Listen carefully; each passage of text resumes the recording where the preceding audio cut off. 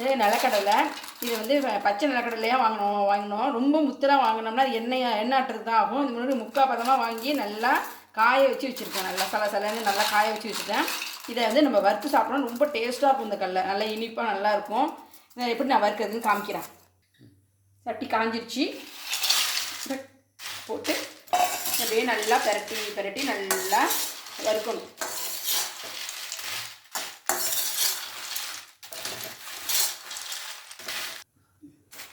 மேலோடு நல்லா கருப்பாக மாறும். இதங்க வெடிக்குது நல்லா. அப்போ தான் வாசனையும் வரும் நல்லா வறுக்க.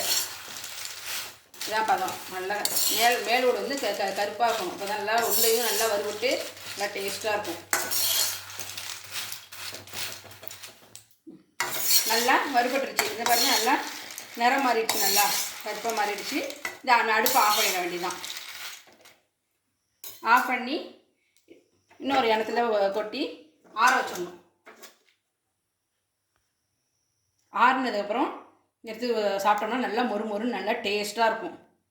நல்லா இனிப்பாக இருக்கும். இந்தமாரி ஓட்டோடு நம்ம வறுத்து சாப்பிட்டா நல்லா டேஸ்ட்டாக இருக்கும். கடலை ஒரு கொலையை உடச்சி காமிக்கிறேன் பாருங்கள்.